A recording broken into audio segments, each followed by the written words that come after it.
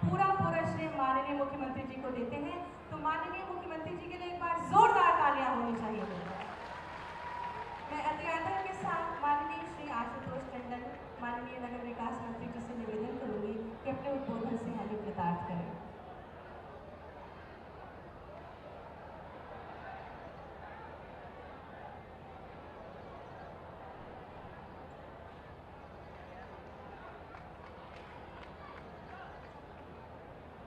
मैं माननीय चौधरी लक्ष्मी नारायण, माननीय मंत्री दुग्ध विकास पशुपालन से निवेदन करूंगी कि अपने उद्बोधन से हमें कृतार्थ करें।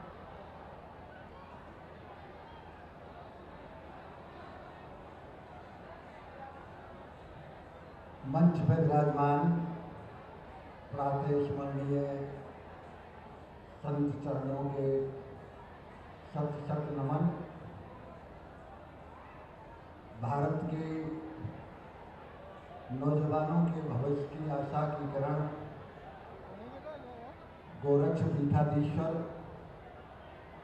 परम पूज्य मुख्यमंत्री योगी आदित्यनाथ जी, आदरणीय श्रीकांत शर्मा जी, आदरणीय नगर विकास मंत्री टंडन जी, मंचस्थ सभी सम्मानित नेतागण, उपस्थित सभी भाई और बहनों, मित्रों, आज घर घर में अजन्मा जन्म लेगा। जो व्यक्ति एक महान कार्य करता है वो सदियों याद किया जाता है। पूज्य महाराणा प्रताप, पूज्य भगत सिंह जी, महात्मा गांधी जी सदियों याद किए जाते हैं, लेकिन जो अनेक महान कार्य करता है उसे सदियों में नहीं, उन्हें युगों तक याद किया जाता है। सतयुग में महाराजा हरिश्चंद्र, त्रेता में भगवान राम, द्वापर में भगवान कृष्ण, जिन्होंने अनेक महान कार्य किए, उन्हें युग युगों तक भक्त और श्रद्धालु लोग उनकी माला जपते हैं। मैं इतना ही कहूंगा, केवल वर्तमान युग में यदि हम देखें तो कौन व्यक्ति ये कह सकता है कि एक नहीं अनेक ऐसे महान कार्य आदरणीय योगी जी ने किए हैं जिन्हें भगवान राम और कृष्ण की तरह युगों युगों तक याद किया जाएगा। भगवान श्री राम का अयोध्या मंदिर जब तक इस पृथ्वी पर अयोध्या रहेगी, जब तक भगवान श्री कृष्ण का भगवान राम का मंदिर रहेगा, तब तक योगी जी के गुणगान इस देश में और समस्त हमारे धार्मिक आदमियों के जबान पे आदरणीय योगी जी का नाम रहेगा। ऐसे एक नहीं अनेक महान कार्य, 24 करोड़ जनता जहां कुंभ में आई हो, एक व्यक्ति का 1 रुपया का नुकसान नहीं, एक खरोंच नहीं, एक कहीं सड़क पे माचिस की तिल्ली नहीं। पूरी दुनिया ने कहा कि आज तक ऐसा कुंभ और ऐसा महान मेला दुनिया में कहीं नहीं हुआ जैसा प्रयागराज का कुंभ हुआ। ब्रजवासियों के ऊपर तो कृपा की है, वृंदावन में केवल बैठक नहीं जिसे कुंभ बना दिया। और इसके लिए आज एक एक हमारी बहन बेटी जब जिस समय घर से निकलती है, केवल एक ही बात कहती है कि आदरणीय योगी जी ने कहा था कि गुंडा विहीन यूपी और गड्ढा विहीन सड़कें, ये योगी जी ने करके दिखाया है। इस ब्रजभूमि में सबसे पहले जैसे ही मुख्यमंत्री की शपथ ली, सबसे पहले हमारे तीर्थ स्थल घोषित किए। ब्रज में हजारों करोड़ रुपए कम से कम विकास के कार्यों में आदरणीय पूजनीय योगी जी ने लगाए हैं। ये ब्रजवासी लाला के जन्मदिन के अवसर पर यही प्रार्थना लाला से करते हैं कि जिस तरह से आपने युग पुरुष के रूप में काम किया है, इसी तरह से भारतवर्ष को आपका ये उज्ज्वल उज्जवल भविष्य का नेतृत्व मिलता रहे। आप सबका हृदय से बहुत बहुत स्वागत, बहुत बहुत अभिनंदन, जन्माष्टमी की हार्दिक बधाई। बहुत बहुत धन्यवाद माननीय। राष्ट्रीय कथक संस्थान लखनऊ के कलाकार सरगम के माध्यम से भगवान श्री कृष्ण को नमन करने के लिए तत्पर है। परिकल्पना, अवधारणा, मार्गदर्शन श्रीमती सरिता श्रीवास्तव जी।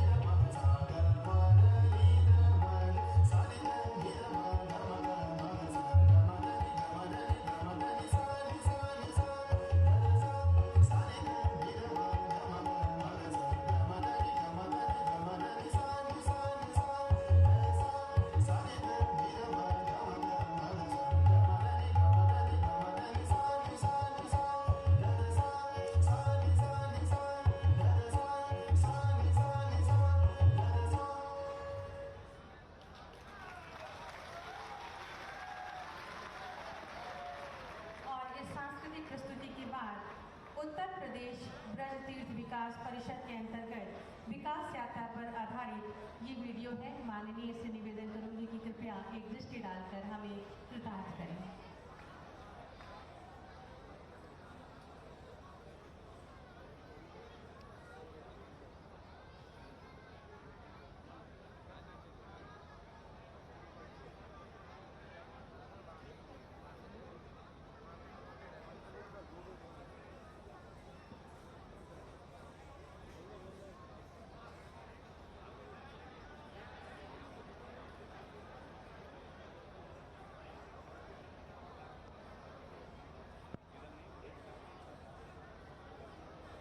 ब्रज क्षेत्र के सांस्कृतिक संरक्षण एवं उन्नयन के लिए माननीय मुख्यमंत्री योगी आदित्यनाथ जी की अध्यक्षता में गठित उत्तर प्रदेश ब्रज तीर्थ विकास परिषद की तमाम योजनाओं का क्रियान्वयन समापन की ओर है।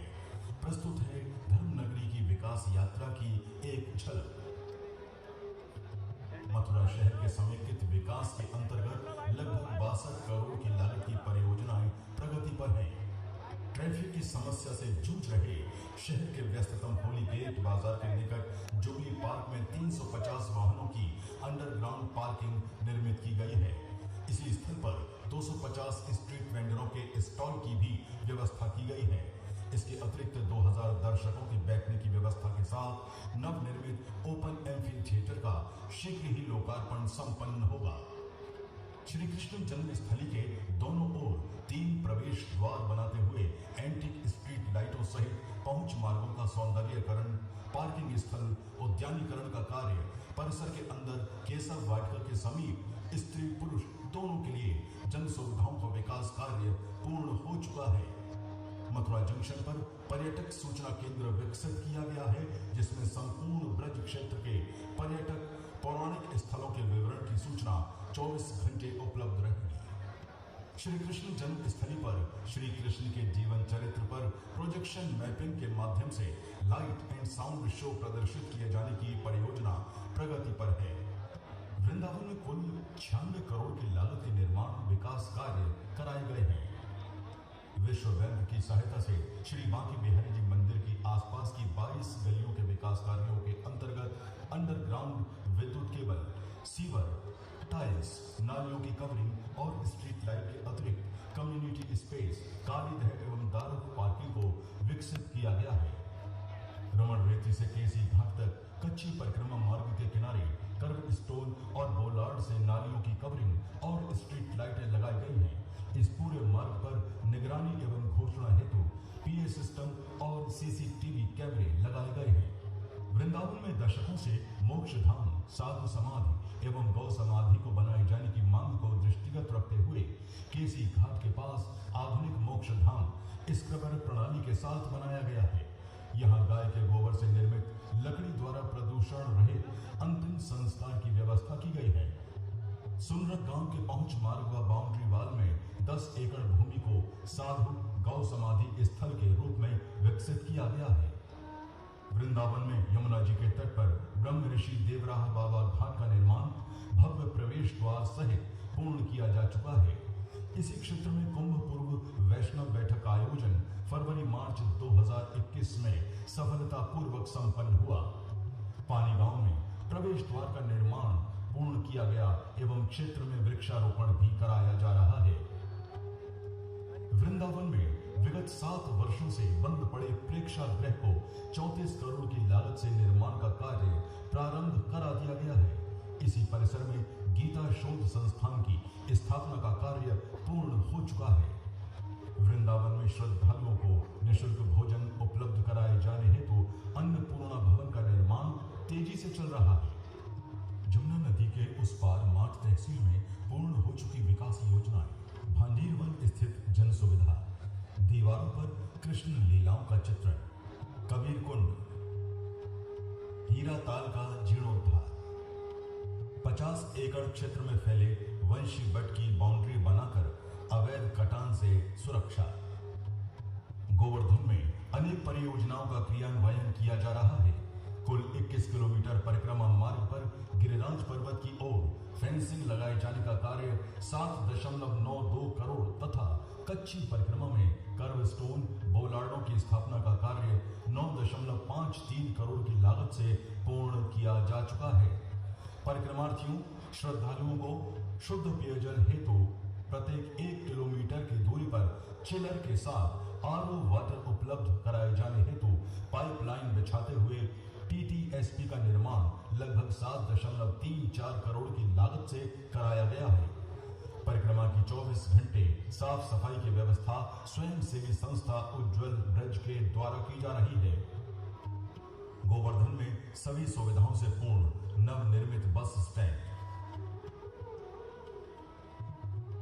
गोवर्धन स्थित नारद कुंड का जीर्णोद्धार जन सुविधा।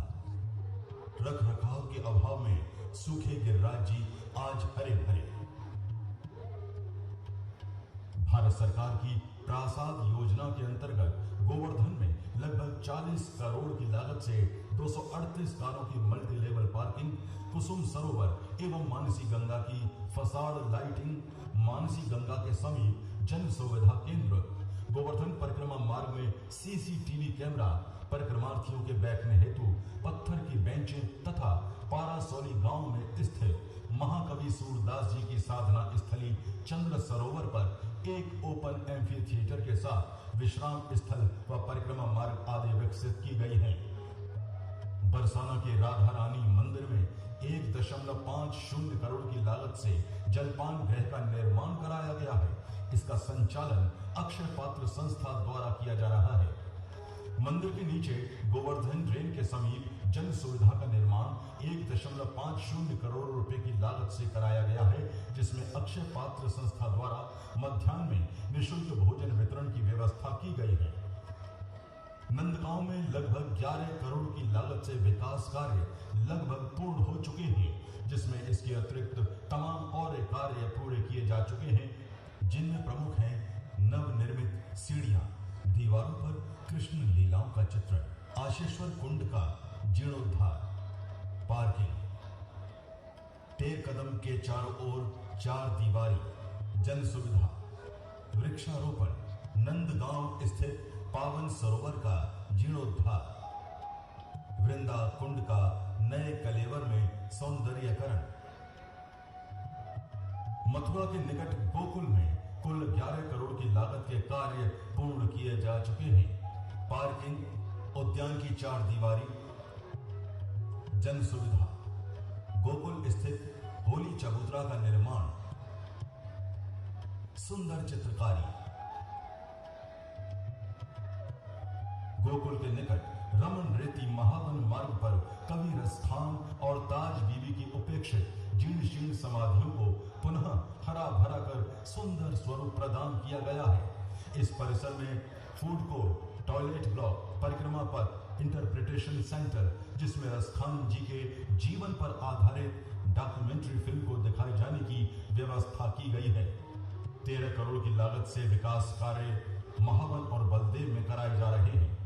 महावन स्थित ब्रह्मांड घाट का सौंदर्यकरण, जन सुविधा, चिंताहरण घाट का जीर्णोद्धार,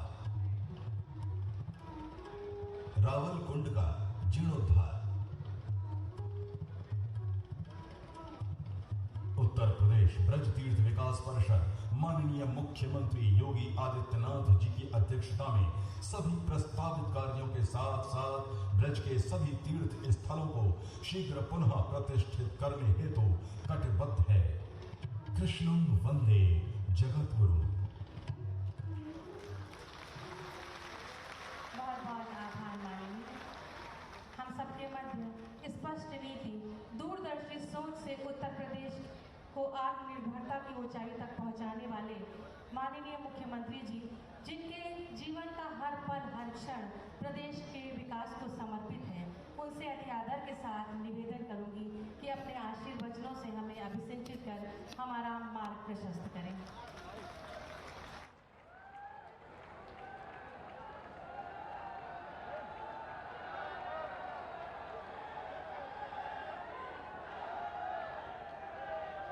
राधे राधे।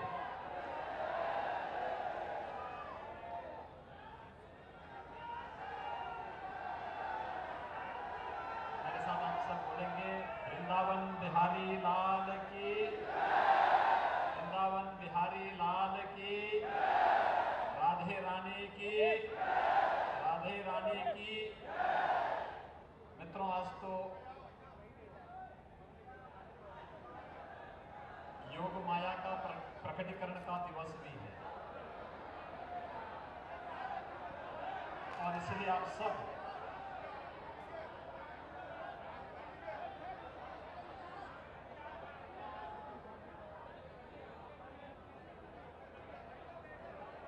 सभी मेरे साथ बोलेंगे, बोलिए योग माया की, योग माया की, भारत माता की, भारत माता की। आज के इस पवित्र कार्यक्रम में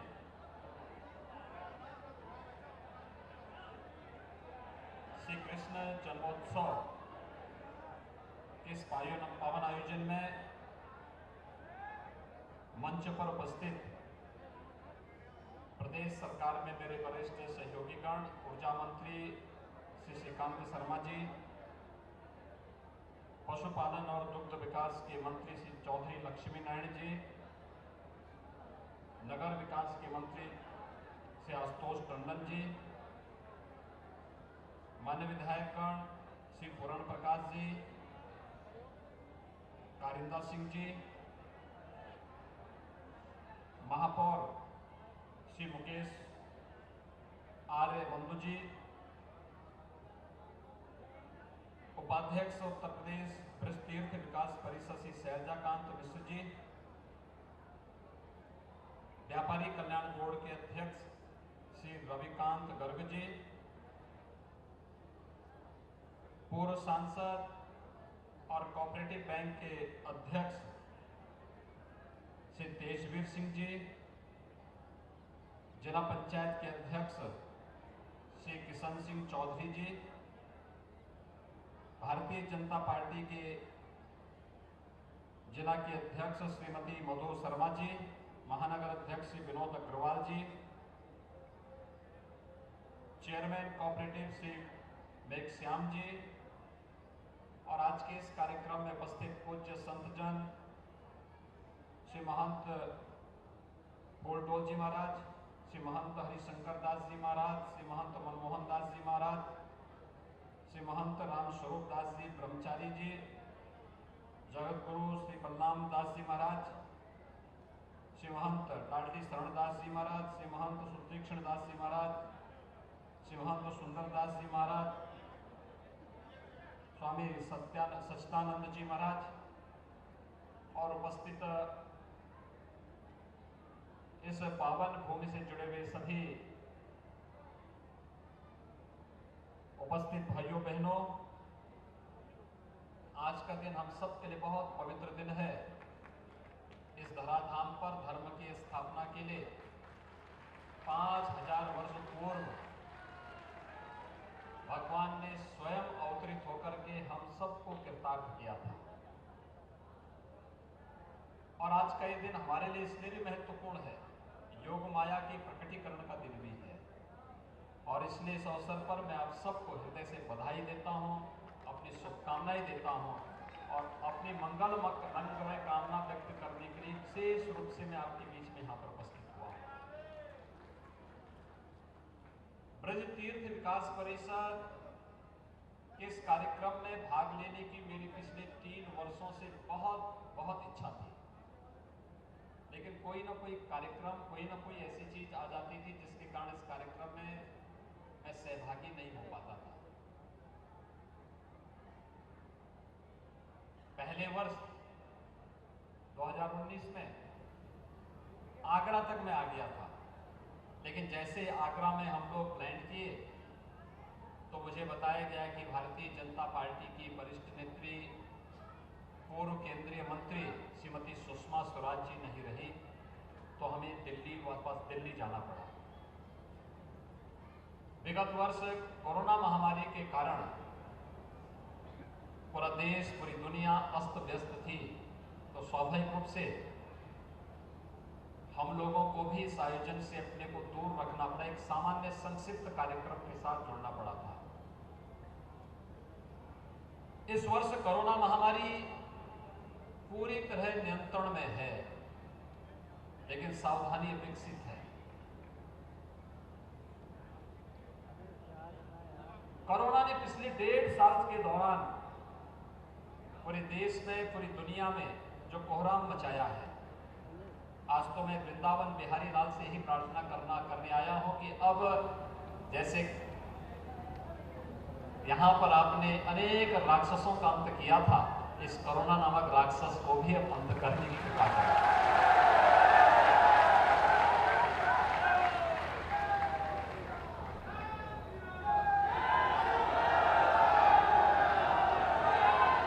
क्योंकि सामान्य जनजीवन के साथ साथ अनेक लोगों ने अपने प्रियजनों को खोया है, उन सब के प्रति हमारी संवेदना है। लेकिन महामारी है, देश के अंदर आदरणीय प्रधानमंत्री जी के नेतृत्व में इस महामारी से लड़ने के लिए बेहतरीन प्रबंधन करने के प्रयास हुए, लेकिन महामारी के दौरान सरकारी संसाधन अक्सर कम पड़ जाते हैं। मैं भी फिरोजाबाद से आ रहा हूं। पिछले एक सप्ताह पूर्व मथुरा में भी मुझे जानकारी मिली थी कि डेंगू से कुछ बच्चों की, जो बच्चे इसकी चपेट में आए थे, उसमें से लगभग 6-7 बच्चे इसकी चपेट में आकर के काल कलवित हुए हैं। फिरोजाबाद में भी ऐसी स्थिति थी। उन सभी परिवार वालों के प्रति मेरी पूरी संवेदना है। ये दुखद है, लेकिन बीमारी में लापरवाही हमेशा खतरनाक होती है और इसलिए सावधानी और सतर्कता के साथ अगर हम बचाव के सभी उपाय करें तो महामारी हमारा बाल बांका नहीं कर पाएगी। और फिर ये धरती तो भगवान की लीला की धरती है। उस समय दृश्य शत्रु से भी और अदृश्य शत्रु से भी इस धरती पे भगवान ने मुकाबला किया था, हमें राह दिखाई थी। आज अदृश्य शत्रु कोरोना के रूप में आया है। इससे बचने के लिए भी राह प्रधानमंत्री जी के नेतृत्व में देश दे रहा है, आगे बढ़ रहा है, लेकिन भगवान की अहेतुक कृपा हम सब पर अवश्य होगी, इसमें कोई संदेह नहीं करना चाहिए। और हम सबको इसी आस्था के साथ कोरोना गाइडलाइन जो बनाई गई उसका पालन करना होगा, अवश्य हम उसका पालन करें। मुझे बहुत प्रसन्नता है, 4 साल पहले जब यहां पर हम लोग विकास की एक रूपरेखा तैयार करने के लिए श्रीकांत जी, चौधरी लक्ष्मी नारायण जी, कारिंदा सिंह जी, पूर्ण प्रकाश जी, इन सब के साथ आए थे और तब तय हुआ था ब्रज तीर्थ विकास परिषद का गठन होना है। हमारे इन मंत्रियों ने और विधायकों ने दबाव भी बनाया। हेमा मालिनी जी ने भी उस समय इस बात के लिए कहा कि मैं तो यहाँ पर आई इस बात के लिए हूं, मैं भगवान कृष्ण की भक्त हूं और यहाँ पर कुछ ऐसा होना चाहिए जो अद्भुत हो जाए। और फिर यहां पर इस परिषद का गठन हुआ। हमारे जनप्रतिनिधिगण निरंतर अपना मार्गदर्शन देते हैं और श्री सहजाकांत जी के नेतृत्व में ब्रज तीर्थ विकास परिषद यहां पर सचमुच इन पूज्य संतों के सानिध्य में ब्रज क्षेत्र को 5000 वर्षों से जिस कार्य के लिए तरसती थी हमारी ये ब्रज भूमि, आज उसको स्वरूप प्रदान करने का प्रयास हो रहा है। इसकी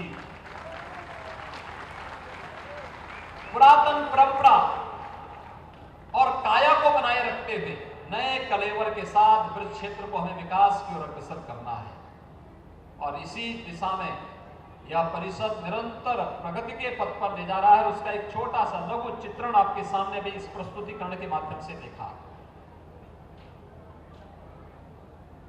विकास के लिए कहीं कोई कोर कसर नहीं छोड़ेंगे। ब्रज क्षेत्र के विकास के लिए जहां भी जितना भी संभव हो पाएगा, हमारे दोनों मंत्री भी, हमारे दोनों विधायक भी, हमारे महापौर भी, हमारे सांसद जी भी और हमारे यहाँ के सभी जनप्रतिनिधिगण लगातार विकास के लिए प्रयत्नशील हैं।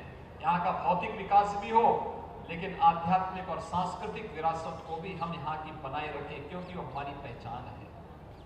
मित्रों, देश के प्रधानमंत्री जी ने यही तो देश को एक नई दिशा दी है। आज आप देख रहे हैं एक एक करके सैकड़ों वर्षों से दबी हुई भावनाएं, आस्था के वे केंद्र फिर से अपने नए रूप में सामने आ रहे हैं। अयोध्या में भगवान राम के भव्य मंदिर के निर्माण का कार्य प्रधानमंत्री जी के कर कमलों से प्रारंभ हो चुका है। आज आप देख रहे होंगे अयोध्या, नई अयोध्या बन रही है। कल हम लोग राष्ट्रपति जी के साथ अयोध्या में थे। राष्ट्रपति जी ने कल रामलला के दर्शन किए अयोध्या में। आजादी के बाद पहले राष्ट्रपति अयोध्या आए हैं जिन्होंने रामलला का दर्शन किया।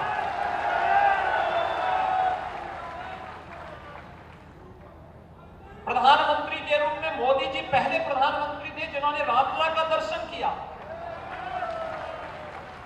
यानी भारत की आध्यात्मिक और सांस्कृतिक विरासत के प्रतीक हमारे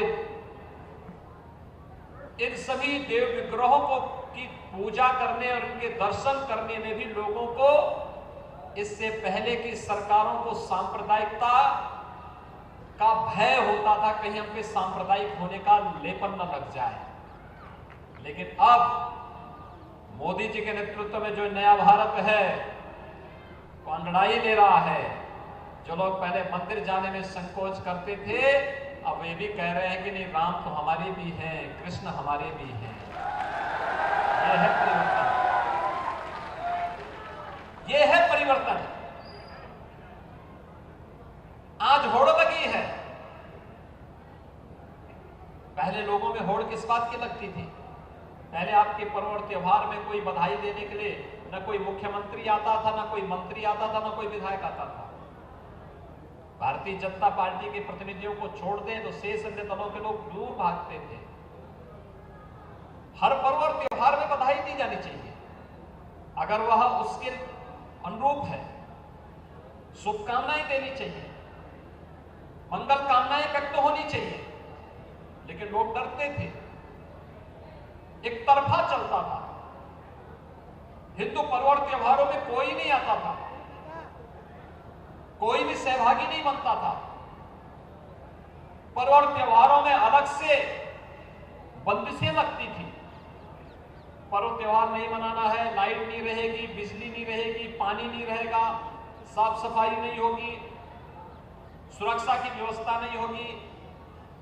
अलर्ट जारी होता था कि रात 12 बजे के बाद अब ये कार्यक्रम नहीं करेंगे, 10 बजे के बाद आतिशबाजी नहीं करेंगे, दोपहर 12 बजे के बाद रंगोत्सव का कार्यक्रम नहीं करेंगे। अब तो ऐसा कोई बंदिश नहीं है। अब तो हर्षोल्लास के साथ अब पर्व मनाएंगे। और हमारे कान्हा तो रात्रि को 12 बजे ही जन्म लेते हैं।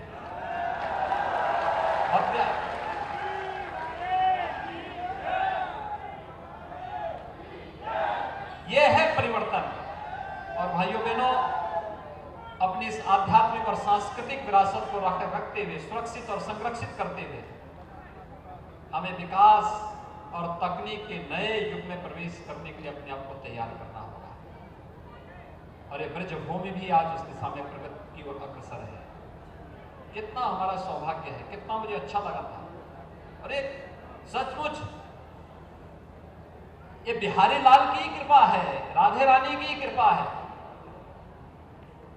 हमने वैष्णव कुंभ किया था यहाँ पर, कितना भव्य हुआ था। इन पूज्य संतों के आशीर्वाद से, इनके सानिध्य में कितना भव्य हुआ था। मैं डर रहा था, मैं जो सचमुच डर था। कोरोना का मुझे था कि भाई पता नहीं क्या हो जाएगा। इन संतों ने कहा नहीं होना है, और श्रीकांत जी ने भी कहा, चौधरी साहब ने भी कहा कि नहीं नहीं नहीं, इसको भव्य करना है।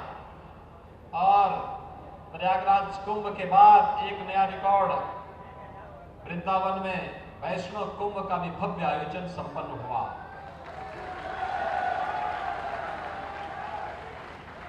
और जैसे ही यहां का कार्यक्रम संपन्न हुआ, कोरोना की दूसरी लहर भी आ गई।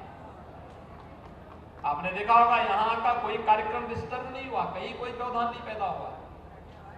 ये सब वृंदावन बिहारी की कृपा नहीं तो क्या है? ये साक्षात कृपा है। हम सब ने इसको महसूस किया है। जब तक वैष्णव कुंभ था कोई कोरोना, और वैष्णव कुंभ का समारोह के बाद जैसे पूज्य संतों ने यहां से दूसरे कार्यक्रम के लिए यहां से प्रस्थान किया, दूसरी लहर की चपेट में पूरा देश और पूरी दुनिया आ गई। हम अपनी आध्यात्मिक धरोहर को संरक्षित करें और हमें गौरव की अनुभूति होनी चाहिए। 5000 वर्षों से हम सब इस भूमि के कण कण में अपने वृंदावन बिहारी लाल के दर्शन करते हैं, उनको पाते हैं, उनकी लीलाओं का यहां पर न केवल श्रवण करते हैं, उसका साक्षात दर्शन भी करते हैं। ये सौभाग्य केवल भारतवासियों को प्राप्त होता है, ये सौभाग्य ब्रजवासियों को प्राप्त हुआ है। और ब्रजवासी आप सभी धन्य हैं कि आप सबको इस पवित्र भूमि पर जन्म लेने का, यहाँ पर सेवा करने का सौभाग्य प्राप्त हुआ है। मैं इस अवसर पर आप सबको हृदय से बधाई देता हूँ, अपनी शुभकामनाएं देता हूँ, आप सबको इस बात के लिए आश्वस्त करता हूँ जो यहाँ पर हमारे पूज्य संतों का, हमारे जनप्रतिनिधियों का भाव है कि हम लोगों ने 2017 में पहले यहाँ पे नगर निगम का गठन करवाया, फिर नगर निगम के गठन के साथ यहाँ के 7 पवित्र स्थलों को तीर्थ स्थल घोषित किया और तीर्थ स्थल घोषित होने के बाद अब यहाँ पर इन सब की तमन्ना है कि इन सभी क्षेत्रों में किसी भी प्रकार का मद्य मांस आदि का सेवन न हो, और ये होना चाहिए। मैं प्रशासन से कहूँगा कि इसकी योजना रचना बना करके उन लोगों को व्यवस्थित पुनर्वास करने की व्यवस्था करें। खासतौर पर जो इस क्षेत्र में कार्य कर रहे हैं उनकी ट्रेनिंग होनी चाहिए, उन लोगों को व्यवस्थित रूप से उनको काउंसलिंग की जानी चाहिए। और अच्छा होगा कि जो इस फील्ड में लगे हैं अगर वे दुग्ध पालन के, उनके लिए छोटे छोटे स्टॉल बना दिए जाएं, वे दूध वहां पर बेचने का कार्य करें, दूध देने का कार्य करेंगे, तो यहां फिर से हम द्वापर युग की उन क्षणों को फिर से स्मरण कर पाएंगे जब ये धरती देश और दुनिया को एक नई दिशा देती थी। और फिर से धरती उस बात के लिए अपने आप को तैयार कर रही है। किसी को जाड़ना नहीं, व्यवस्थित पुनर्वास करना है, और व्यवस्थित पुनर्वास के क्रम में इन पवित्र स्थलों को इस दिशा में आगे बढ़ाने की आवश्यकता है। ब्रज तीर्थ विकास परिषद यहाँ के जनप्रतिनिधियों के साथ मिलकर के, स्थानीय प्रशासन को साथ लेकर के विकास की अच्छी योजना यहाँ के लिए और तैयार करें। अच्छा प्रयास विगत 4 वर्षों के अंदर हुआ है, और भी अच्छा प्रयास जिससे दुनिया की हमारी 7 पुरियों में एक पवित्र पुरी है ये क्षेत्र भी। इसलिए उन 7 पवित्र पुरियों की तर्ज पर ही हम इस पुरी की भी विकास की कार्य योजना को आगे बढ़ा करके देश और दुनिया के लिए आध्यात्मिक और सांस्कृतिक परिवेश के साथ ही भौतिक और तकनीक से भी परिपूर्ण इस पूरे क्षेत्र को कर पाएंगे। इन सभी परियोजनाओं के लिए मैं ब्रज क्षेत्र के आप सभी श्रद्धालुजनों को हृदय से बधाई देता हूं, अपनी शुभकामनाएं देता हूं। कृष्णोत्सव का आप सबको मंगलमय कामनाएं आप सबके प्रति व्यक्त करते हुए बिहारी लाल जी से ही प्रार्थना करता हूं कि आपके जीवन में मंगलमय हो, उत्सवपूर्ण हो, सदैव आपके जीवन में खुशहाली आए। इस विश्वास के साथ पूरे प्रदेश पर, पूरे देश पर वृंदावन बिहारी लाल की और राधे रानी की कृपा सदैव बनी रहे, इस विश्वास के साथ आप सबको मैं आज के इस अवसर पर प्रदेश सरकार की ओर से हृदय से बधाई देता हूं, अपनी शुभकामनाएं देता हूं। धन्यवाद। जय हिंद।